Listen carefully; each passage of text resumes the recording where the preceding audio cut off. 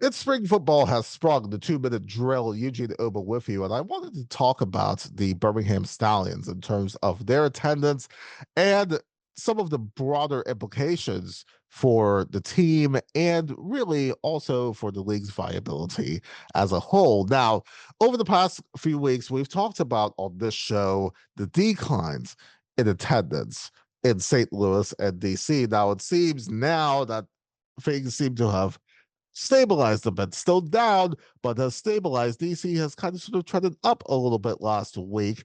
Remember that if you saw the numbers, there was a little bit of an increase, and especially with the 1:30 p.m. start time, which was very, very good. I was there for it, and I'd like to think that maybe perhaps my halo kind of sort of helped in that regard in terms of bumping up the numbers for DC.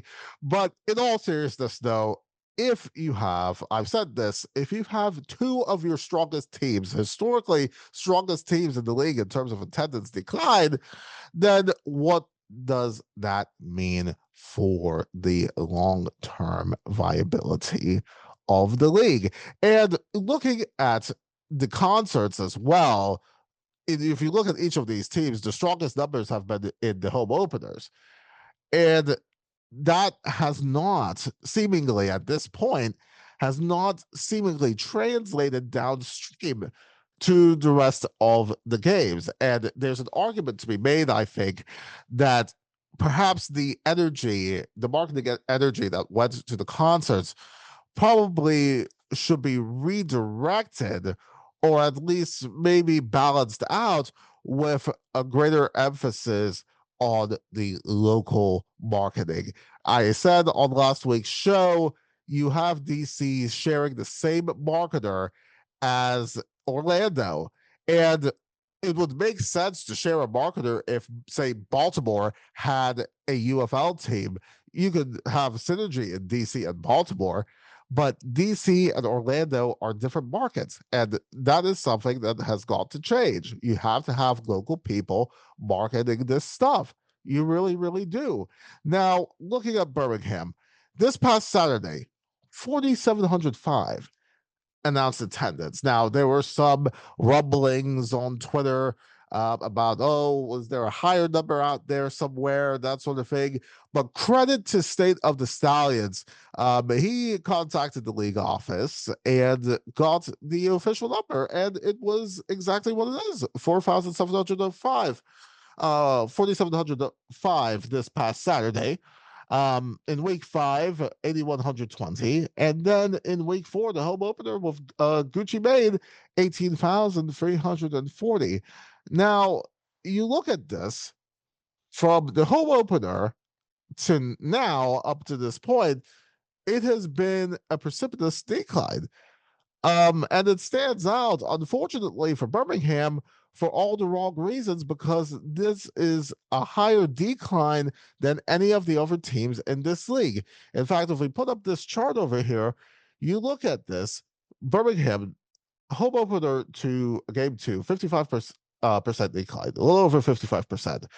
Game two to game three, 42% decline. Then you contrast that with St. Louis and DC, who we've talked about on this show these past few weeks. St. Louis opener to game two, 35% drop. Game two to game three, 8% drop. And then in DC, 34%, close to 35% drop from the opener to game two. And from game two to game three, it was an 11.5% drop. And then let's bring in all the other teams here. Again, all the other teams have had lower declines than Birmingham. And what's also was interesting when we crunched these numbers was that Orlando and Houston were the only teams to have had an increase from game two to game three.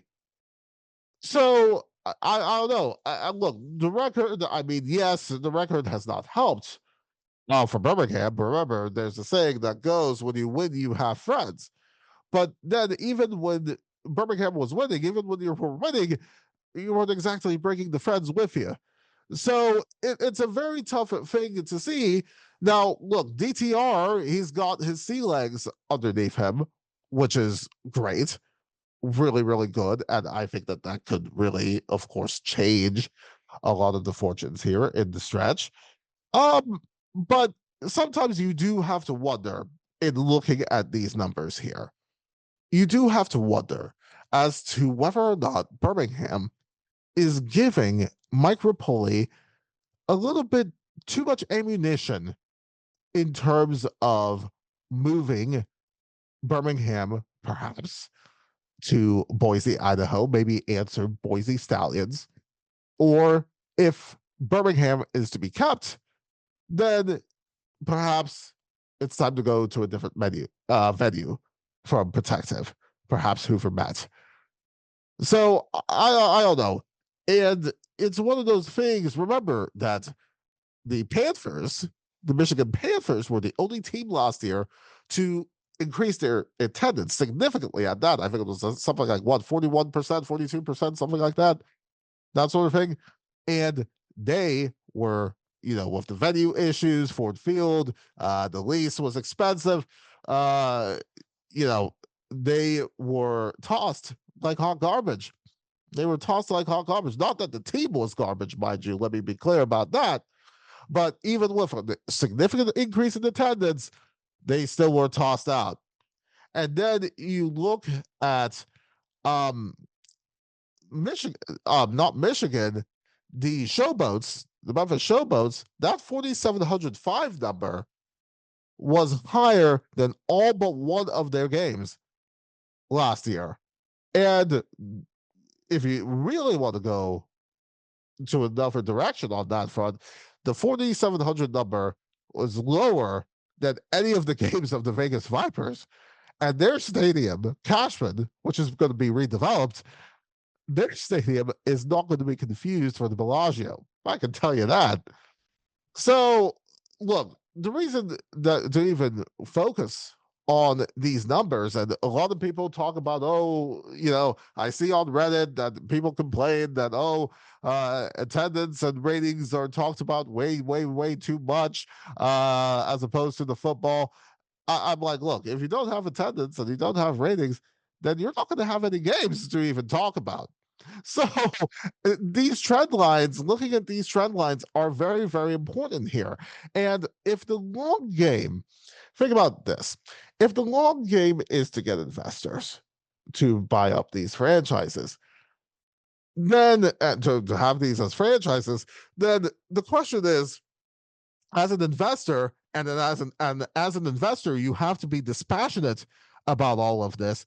I do not see, as of right now, how an investor can get a return on Birmingham for what we're seeing here. This is just purely on numbers. Forget about the gameplay for a second. Again, DTR is fantastic, but an investor is not going to care about that. An investor is going to be like, okay, am I going to get a return in this market?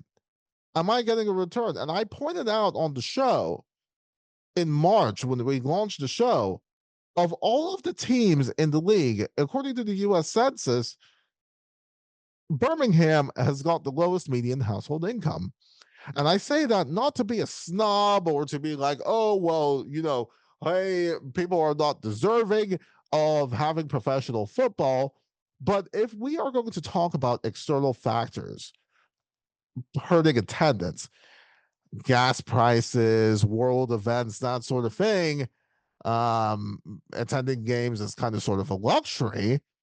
If we're going to talk about some of these external factors that hurt, that may be impacting attendance, and I think that's the case certainly league wide, then it is going to hit the cities that have lower disposable income.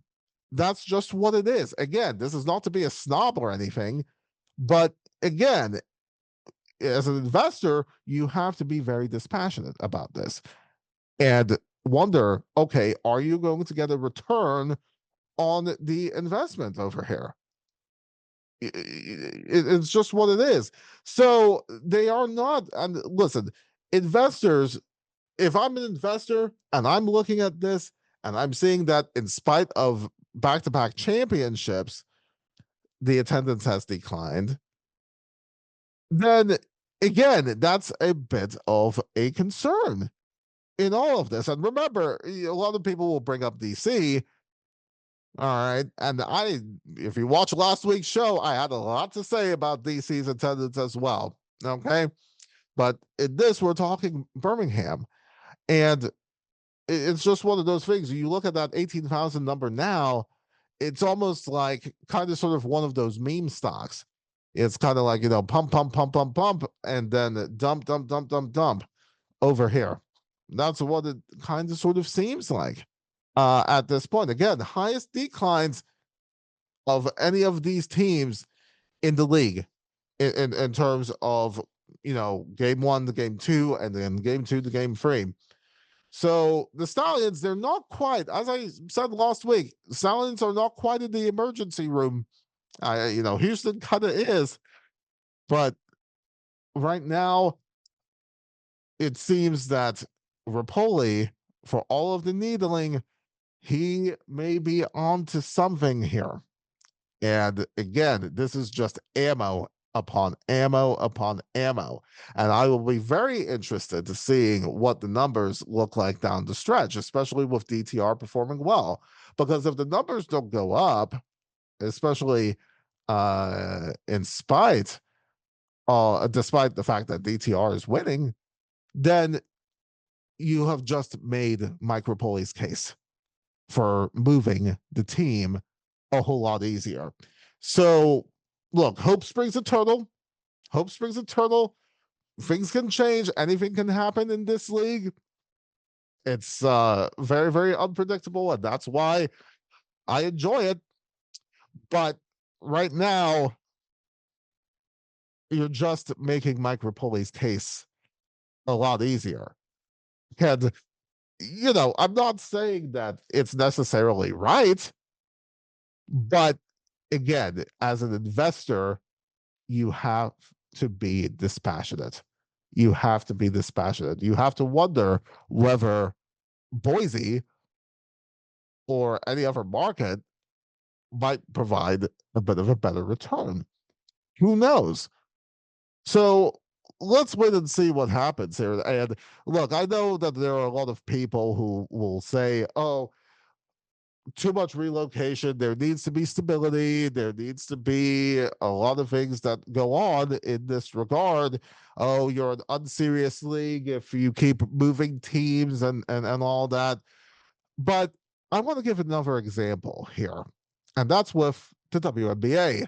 Look at the WNBA. Back in 1997, when that league started play, they started with 8 teams. Does that sound familiar? 8 teams. Today, they've got 15 teams. And of those 15 teams, guess how many of those teams are original when they first started out? 4. Only 4 teams actually from the WNBA when they first started still are playing today. One of them being a relocation. So, look, you might not like the idea of all of the shifting and relocations and that sort of thing, but last time I checked, especially now with a certain Caitlin Clark, the WNBA is doing just fine. Thank you very much. Now, here's a little bit of a quick pick'em segment over here. Friday tonight, give me the Storm. Renegades are in decline. Sunday's game was a bit of a squeaker, more of a squeaker than I expected, but the Storm are going to win this easily. The Defenders are going to bounce back on Saturday afternoon against the Kings. Definitely a bounce back stuff right there. Battlehawks, taking the Battlehawks, riding with the Spring King, Luis Perez. What a difference a quarterback makes. I mean, we could up the completion percentage a little bit, 53% completion percentage. Not too great, but look, Luis Perez, He's a true winner, and should be able to beat the gamblers relatively easily. And lastly, Stallions, against the Aviators, riding with the Stallions on this one. So we're back next week with a regular edition of Spring Football Has Sprung. This 2 minute drill will come back the day of the United Bowl. So do stay tuned for that.